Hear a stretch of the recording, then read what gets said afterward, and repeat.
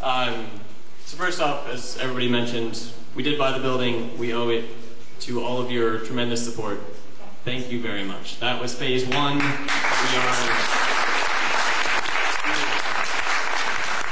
And we want to especially welcome Vice Mayor David Mann, who's here, who today introduced a motion from council on our behalf.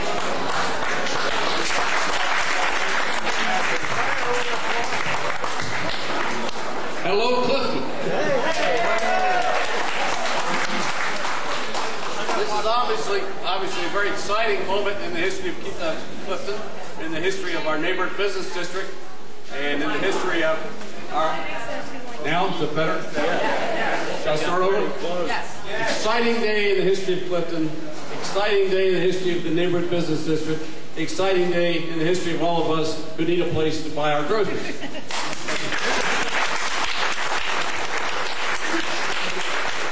So I congratulate you for all you've done to bring the co-op to this point.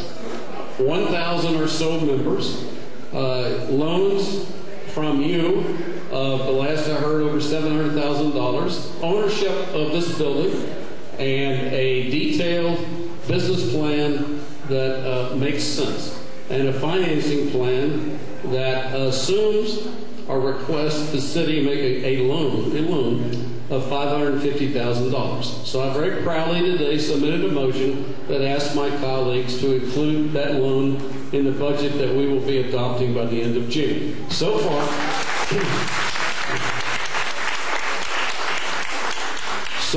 it has been signed by, in addition to myself, by Wendell Young, and we need 3 or 4 other signatures, and what that requires is a massive effort of lobbying, citizen engagement, and not just letters, not just telephone calls, but personal visits.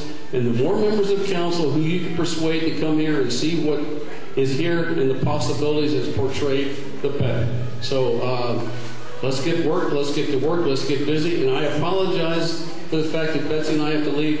We have a date with my mother, who is 97 years old, and we're going to have a good time. So thank you very much. And best of luck to all of us.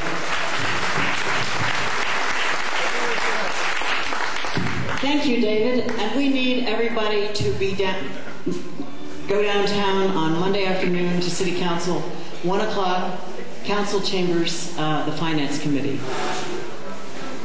Our program is going to start in about 15 minutes. We want you to get another sandwich. It's an exciting program. We have the president of Lohre Groceries here with us, and we have Keith Wicks, our national consultant.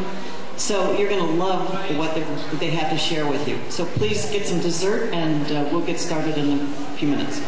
So welcome. Thank you, everybody, for coming out. This is fantastic. You know, as you can see, you've outdone our expectations again and again. But you'll have to come back for some more food when we get the doors open here soon. So yeah. Thank you so much. I'd like to thank Vice Mayor David Mann for coming. He said some important things. Monday is going to be an important day for the market. As he said, the city is going to be taking up our request for a loan of $550,000. Anything you can do, if you know any of the council members, you know, email them, call them, get on Facebook, Twitter, whatever, and or just go down to City Hall, preferably on Monday, and talk to them face to face at 1 o'clock at City Hall. So that'll be a big day for Clifton Market, and the sooner we bring in the funds, the sooner the doors are going to be open. We're shooting for the end of the year, if possible, and with your help, we can make that a reality.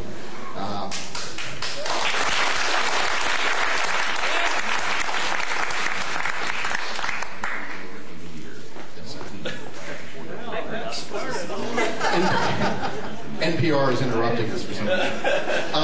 Anyway, I would like to introduce next Marilyn Hyland. Thank you. And thanks to each and every one of you for all of your generosity. It's by each of you putting all of our money together that we can make the common goal of putting a grocery in the grocery store happen. We want to thank for tonight's dinner Bob Loomis of CrossFit, our produce partner, and they provided the vegetables and fruits.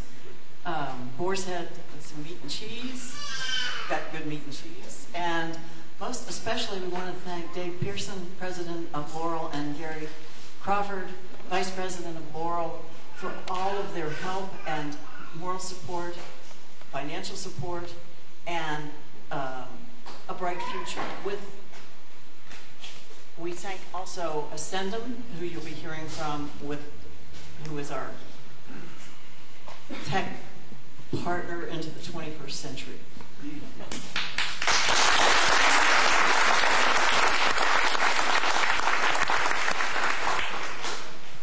With Randy Miller's and Keith Wick's help over the last year, we actually have 4 major national wholesalers competing for our business. And I have to say, Dave Pearson and Gary Crawford won our hearts with their professional advice and experience. But they also won our business by negotiating a partnership that benefits you, the share owner, and you, the customer, for great quality choices at competitive prices. And that's what we want, a grocery in the grocery store. And we have phenomenal partners. And I want to introduce you to Dave Pearson, President of Laurel. Thank you very much, Lori. Well, first of all, I just want to say how proud Gary and I are, and we have a couple of other folks here tonight, just to be here with you this evening. This is a fantastic accomplishment. I will tell you, when we finally got the building bought, as somebody said just a while ago, he stamped on the ground and said, we own it. You know, it's fantastic. So that is an incredible accomplishment.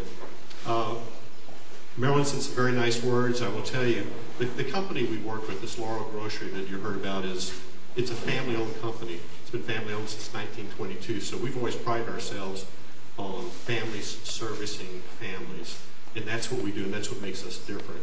We also happen to have a lot of extremely good talent. I know I've been in the business over 40 years.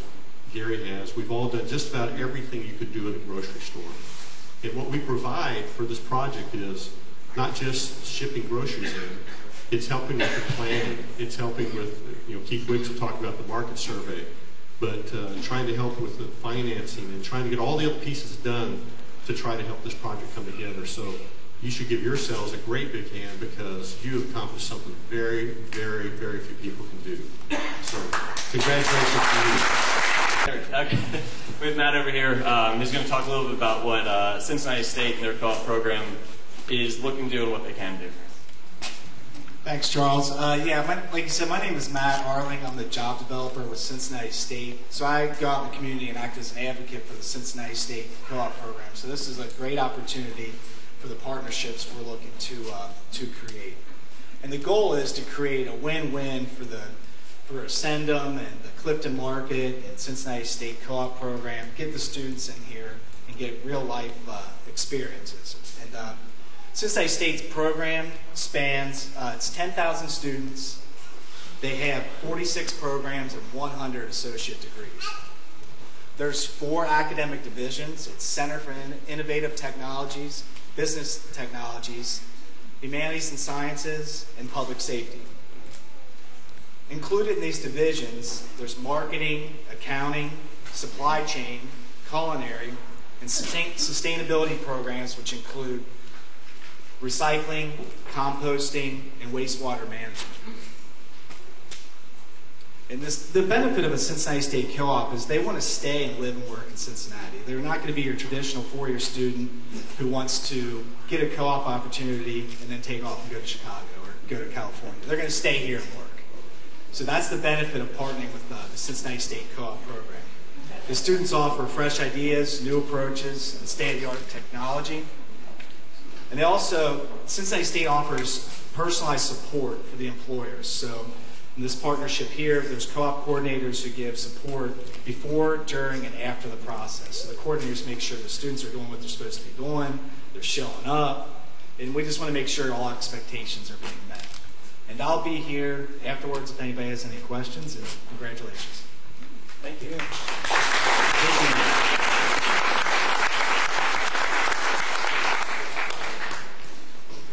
And as an added aspect of this grocery store opening is the impact it has to the surrounding community, from the businesses to just the events that are going on. Having a grocery store in a business district serves as an anchor business. We're expected to draw 15,000 people through the district a week, just by people shopping in the grocery store, shopping with their friends in the grocery store, or whatever it might be. And that's 15,000 people that are now being exposed to local businesses and to the community, to the events that are going on. And sure, some of them will be from the community and will have already been through here, but there will be a lot that are coming here as a destination from their place of work, from across the town, because they've heard of how amazing it is, the technology we have, local produce. So having a grocery store back in this space will be a boon to the business district, in addition to adding about 60 to 70 jobs to the community. And as a grocery store, I keep saying community. Well, we want to be a community partner as well. We are being raised by the community. We're going to give back to the community. Already we've had a lot of community events, from hosting TEDx screening to having the e-waste recycling event this past Saturday, and I hope you all donated your old computers. And so we're working really hard to give back to the community now while we're starting up, and we look forward to being able to be creative and find ways to give back to the community once we are up and running. And now I'm going to turn it over to Randy and Keith to talk about what's to come with Phase 2, a little bit of the numbers, and here, without further ado, we have Randy in the light tan and Keith in the dark jacket.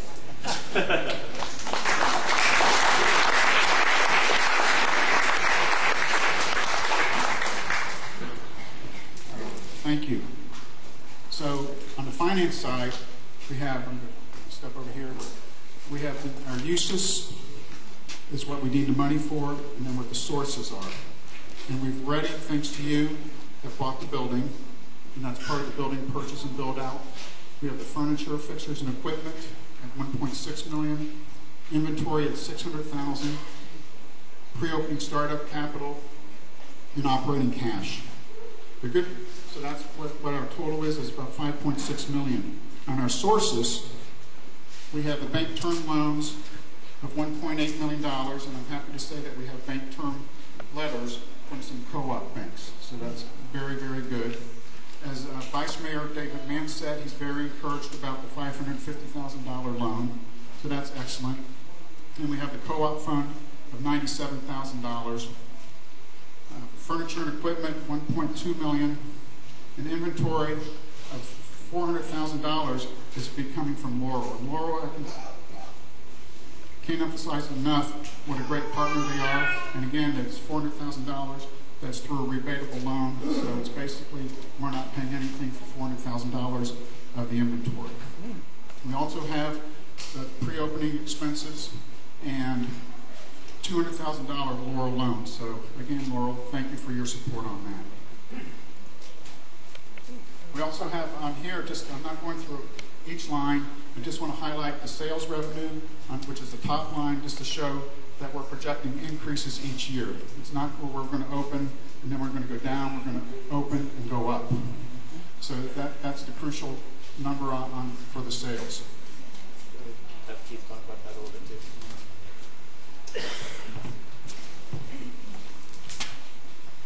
You know what? I want to take a moment here just to say something that was missed in the opening of this whole thing. Number one, I want to thank Laurel. I want to thank Laurel personally for sticking with us through the hard times on developing this store, because without your help, I think this would be maybe really tough. So thank you for doing that.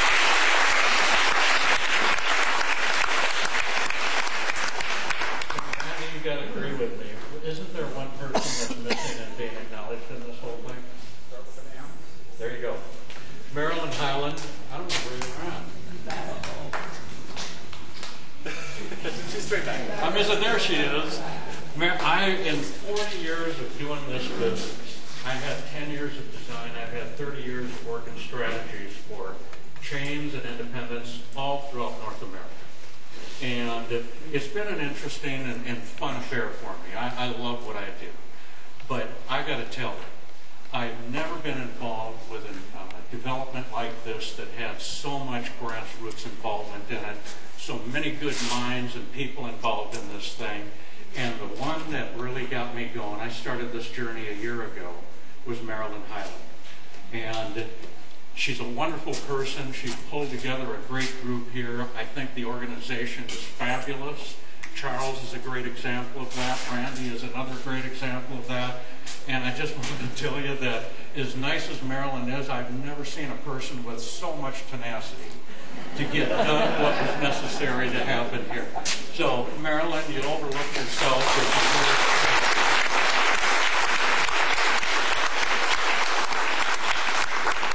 Thank you again, all of you, for coming here, because it's truly a celebration to have accomplished this milestone in this, and it just means that it's a real deal. And so while we're enjoying celebrating it with you, it just means that we're back down to rolling our sleeves up and getting down to the detailed plan on this thing. And I want you to know that, first off, the forecast on this store, and I think Laura would agree with me, Gary Crawford and I have worked for years and years and years together on these developments, would agree that the platform, the basis of this market is a wonderful opportunity for what's being pursued here. It's not one of these questions of, we've really got to stick our nose to the grindstone, we'll open in the red and it'll be problematic for a little bit, but we'll get there. This store has a great chance of coming out with the type of performance that we've got projected here that works right from the get-go. And that's not a given. It's not a guarantee. We've got to come through with the right plan on this. And I started this journey a year ago, back in April of last year. Marilyn called me up and asked me to come into this to see how does this come together. How do we get this done right? And how do we make it something that, as Charles explained here or mentioned earlier, we've got a frame somewhere in all of this business plan that says we want you as members to walk in like you own the place. And we also want you to walk into here and be super proud of what the end result is. So that's our promise, to work hard at the details that are going to be pursued starting tomorrow morning. We're all gathering together, Laurel included in this, and we're going to get this done. The platform's good. The forecast is solid. I did this in 2012 for another party, and I already knew that this was a gem in the rough. Mentioned it in just that way. Now you as a community own it. You've got the gem in the rough, and it's up to us to follow through and get that plan done right for you. So we've gone through some great detail on developing a pro forma that is relative to a good grocery model. It's relative to a good business model. We believe we've got some responses from the bankers and from our legal consultants and from our grocery wholesaler that we think is supportive of all of this. Next step is we roll up our sleeves and we get it done right so that when you walk in, you're going to like it.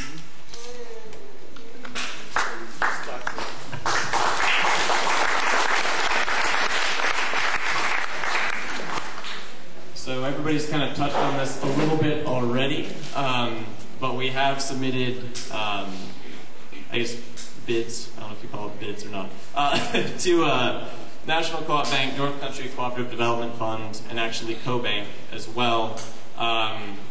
We've gotten term sheets from National Co-op Bank. We have a conference called North Country Cooperative Development Fund, I believe on Friday, to go over their proposed term sheet. And then it's awaiting their due diligence period, which could take a month or two. But everyone we've been talking to, the loan officers, have been really positive. They've been excited. We actually got the compliment of us having one of the best business plans they've seen, which I guess they normally look at co-ops and maybe we're a poor business plan sort. But so it's really been quite positive. I will note, and it's listed here, a lot of these bank loans are contingent on the community raising a set amount of money, money that we put forth in a business plan, which is, in order to get the loan money, we're likely going to have to raise about $200,000 more. But $200,000 to get $3.1 million is pretty fantastic. And so just a note on there.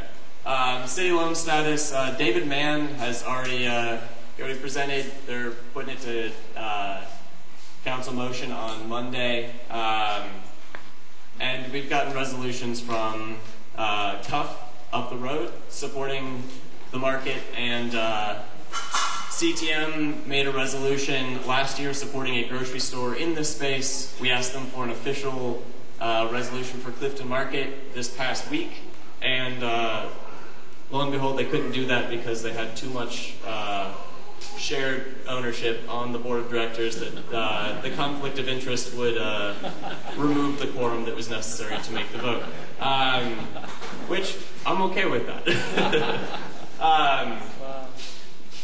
When will we open? We've already touched on this. We've got some numbers on here. We'll be able to give you a much more definite date once we start construction. And starting construction depends on how quickly all of our funding coalesces. As I mentioned, a lot of the bank loans, they'll take 1 to 2 months to go through their due diligence period. So that puts us at maybe July, at best June, but July for getting that big package together. We've been quoted at 4 to 6 months for construction time. Maybe we should probably be looking at 6 to 8 months because we know how construction works. And then possibly a month for equipment installation and stocking and all that goes into that aspect of opening. So there is room for us to be open before the end of the year. It all depends on how quickly our fundraising goes, how quickly everything coalesces.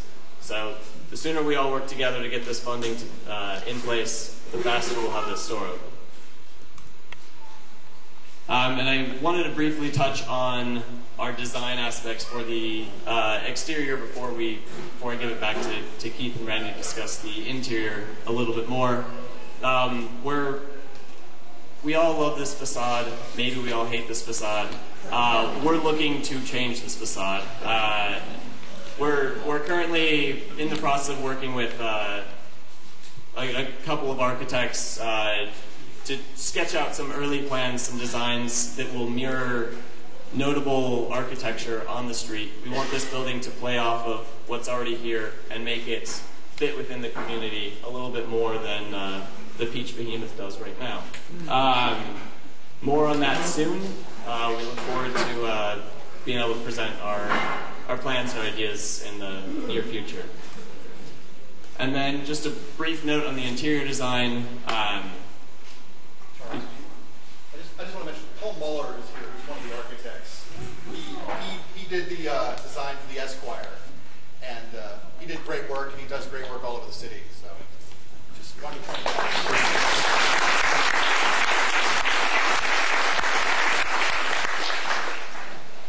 And thank you for being here, Paul. So the interior of the store, if you may remember, the Keller's IGA had a drop ceiling and it felt really tight and confined.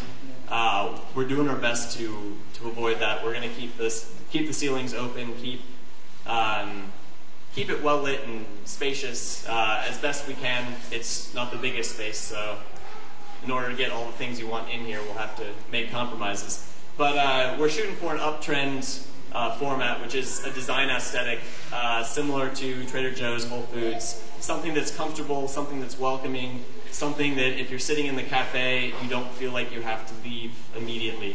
We want this place to be a gathering space as well as a grocery space. And designed to encourage community conversation. As I mentioned, we have a little cafe and juice bar, which will be talked about later on. At least that's our intentions right now. A place to have meetings, to have discussions. And it's really, we think you'll like what we're working on right now.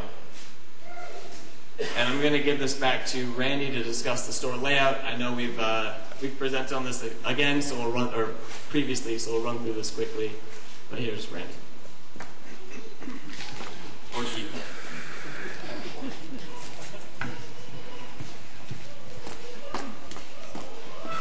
I think a lot of you have seen this plan already, and we first came about it in a conceptual manner.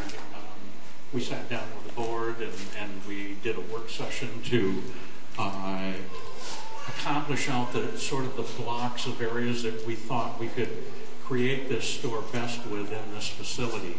Randy was instrumental in this whole thing and getting it done.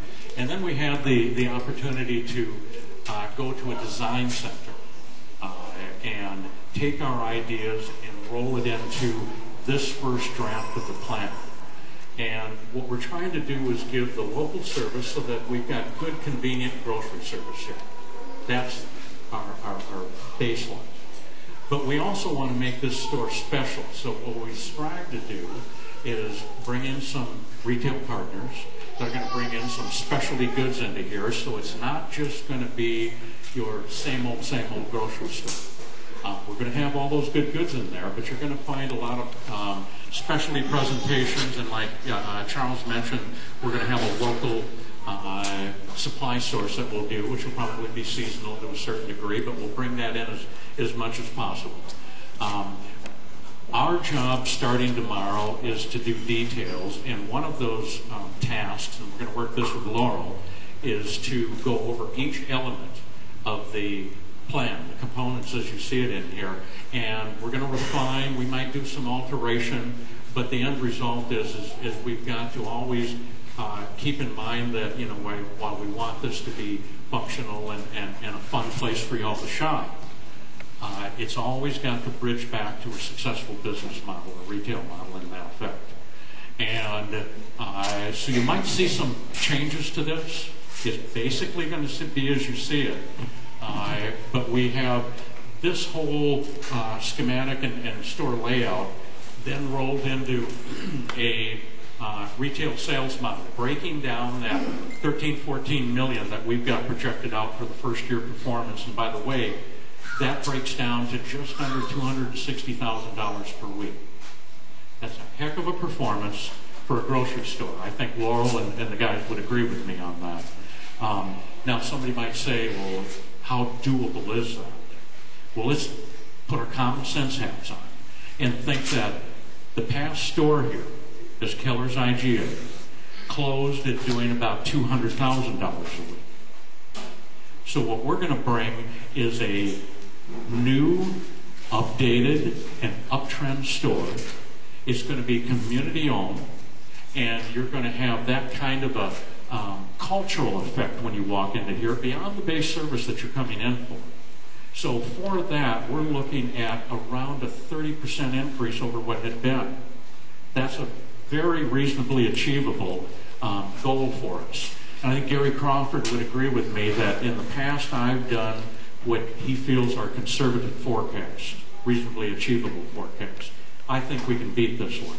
I think the way this community has responded, we're going to beat this one. And if we do our job right, Charles is going to be in there, Laurel's going to be in there, Randy's been in there.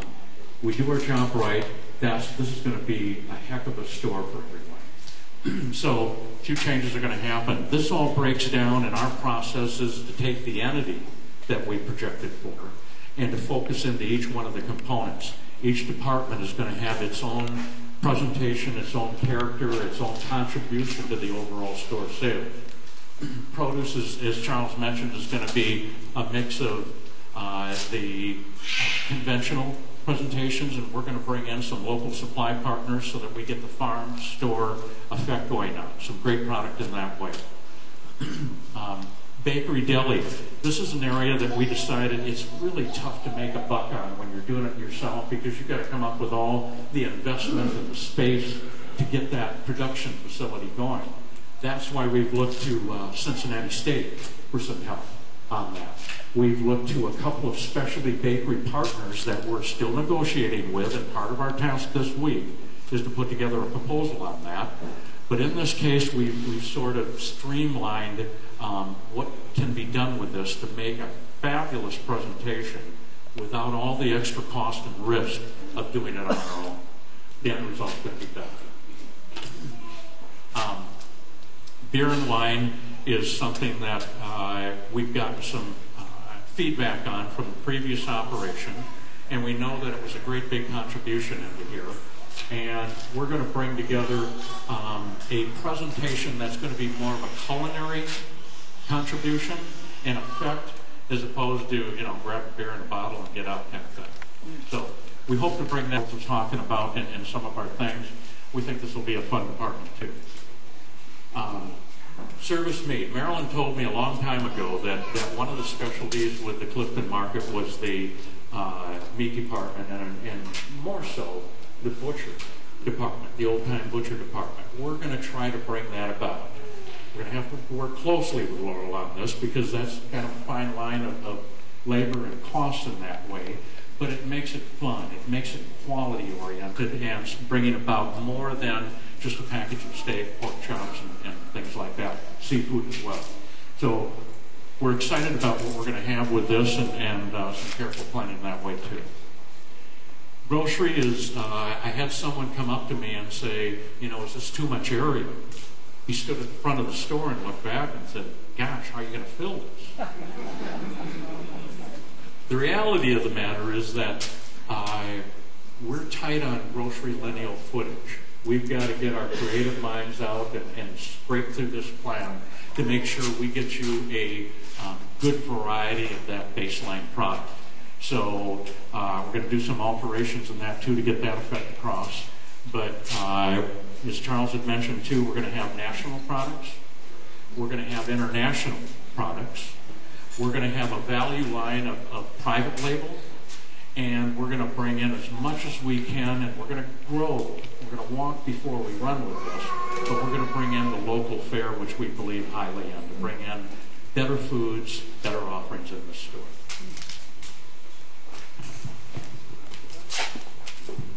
And now I'm going to bring up Rich Ram, who's in conversation back there. Sorry, Rich. Rich is director of Ascendum. And the Ascendum team, the Open Commerce team, is who's behind all this great technology back here. And I'll let them come up and talk a little bit about what they're doing, and then we'll show the virtual walkthrough real quick before closing out the evening. So without further ado, Rich.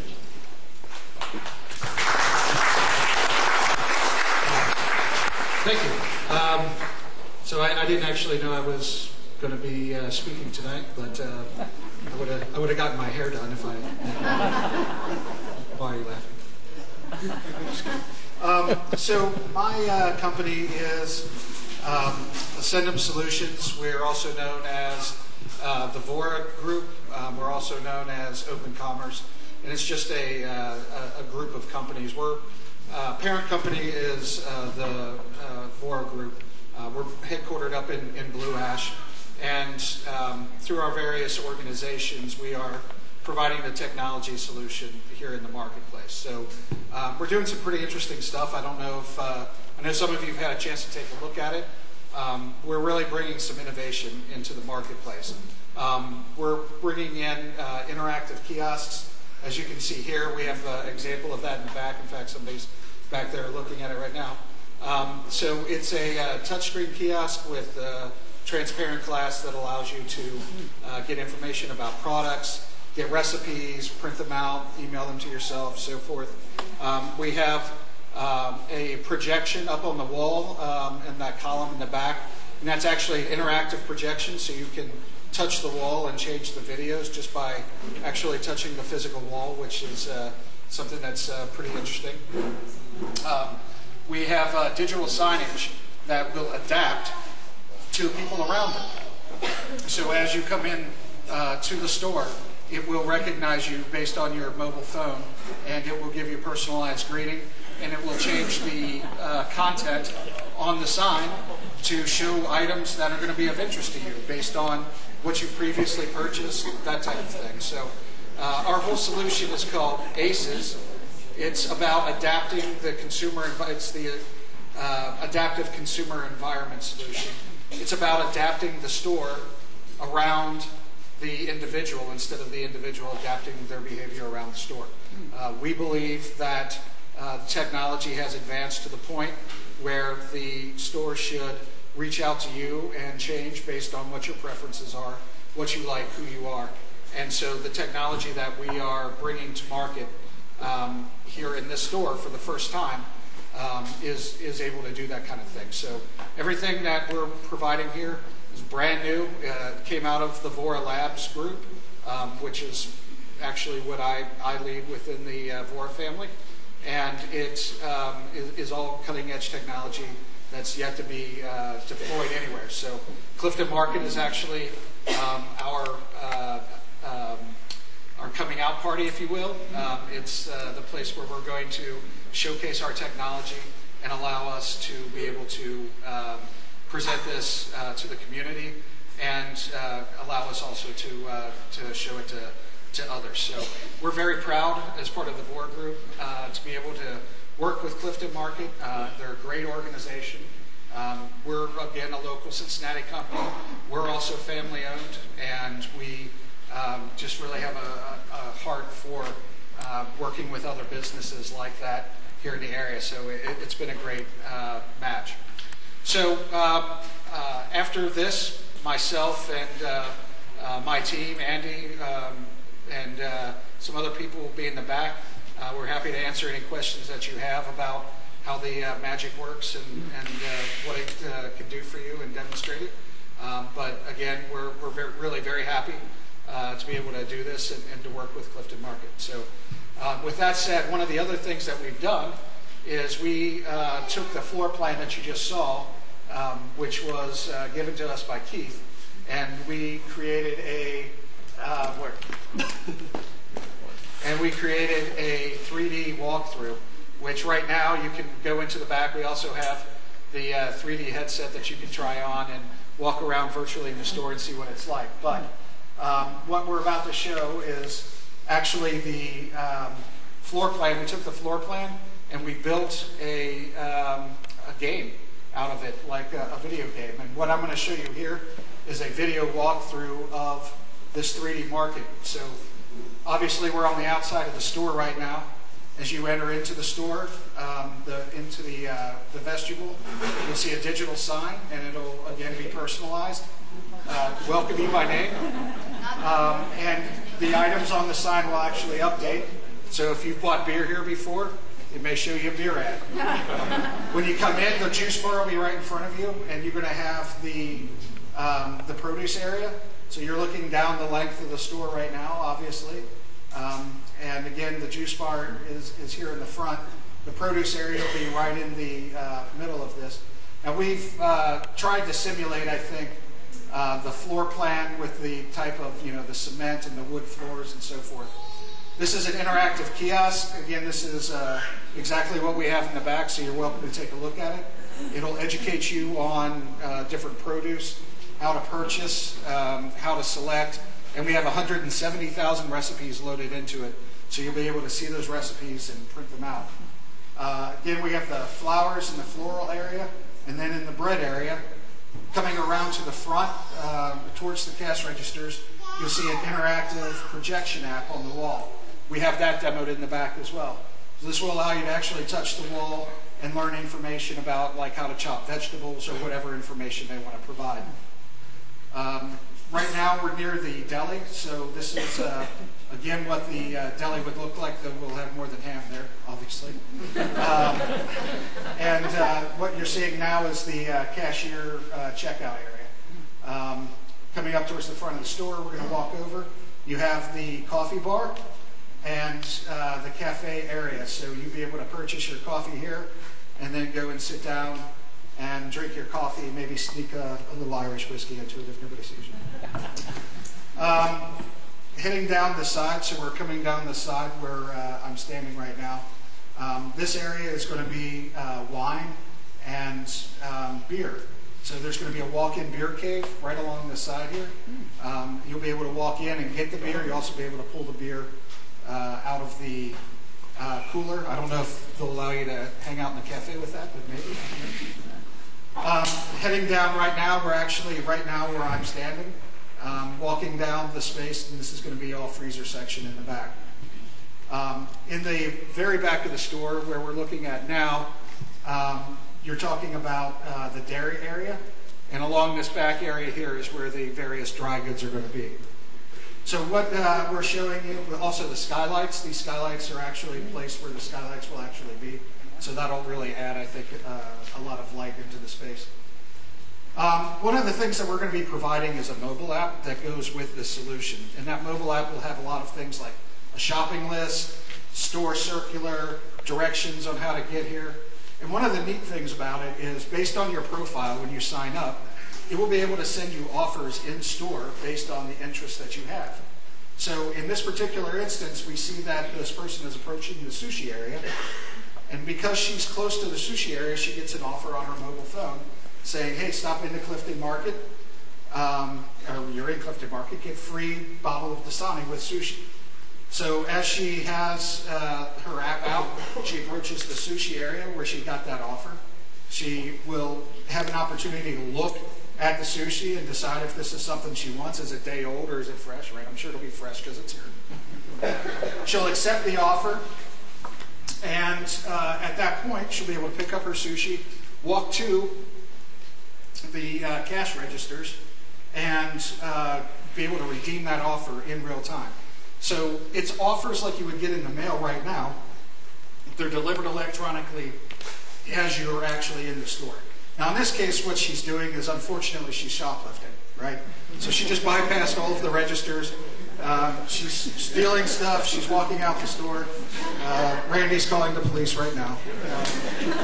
And she's heading for the door. You see across the street we have the Esquire Theater. And that's basically a walkthrough of the store. So this is what it's doing. So again, we're with the Lohre Group, Ascendant, locally based here in Cincinnati. Anybody that's got any questions about the technology, would like to do an actual 3D walkthrough of the store with the headset where they can turn and look, happy to help you with that in the back. Ask you to come back, take a look. We'll be happy to answer the questions. So thank you. Thank you. Thank you, Rich. Next up, we have Emma Harkemeyer and Dr. Robert Krikorian, who are both board members.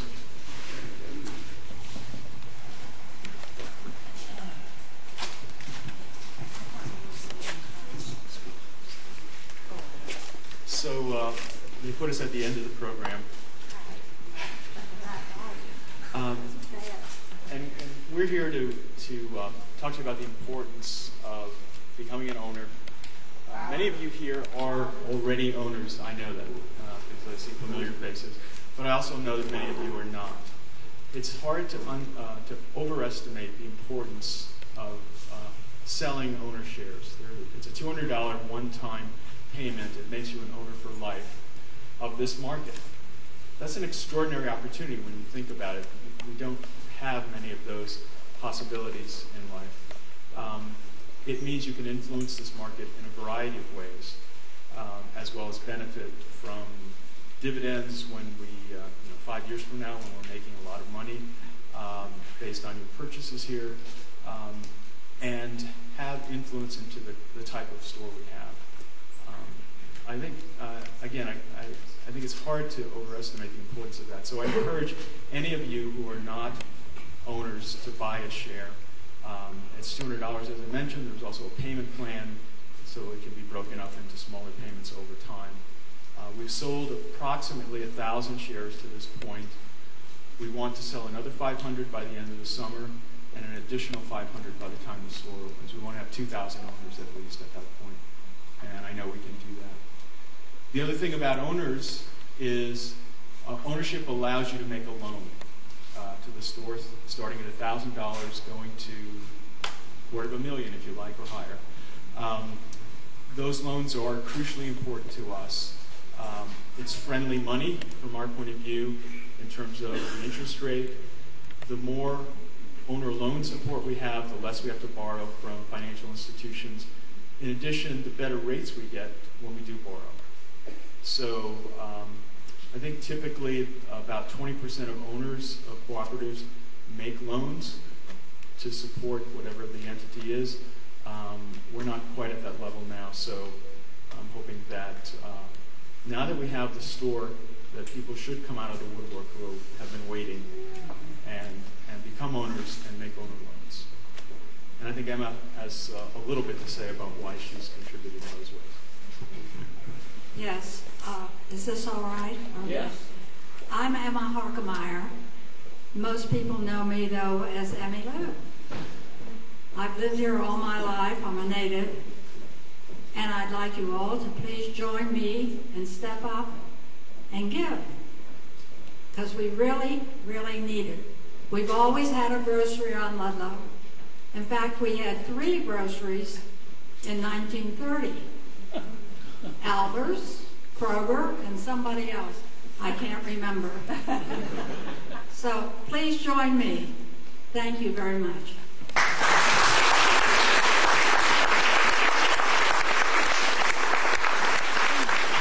Thank you.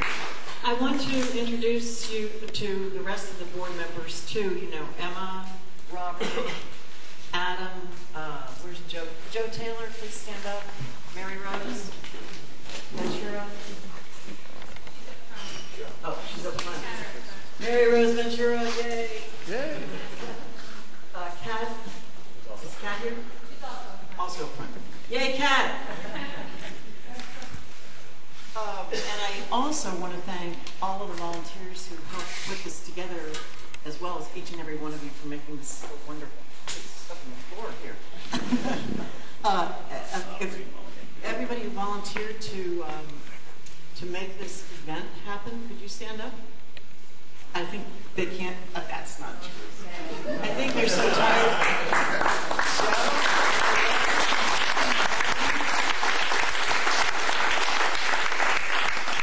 And Gary and Bob, and really, not last at all, Charles Markson.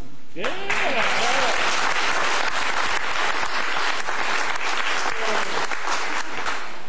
We want to invite you to each take something off the stand. We have the stands back there to show the range of products that Laurel will provide. They have 16,000, so don't. And then a range of products that CrossFit will be supplying us with. So please each take one. There's some bags back there. You know, you can to taste the things to come. That doesn't include tech products. Don't take that.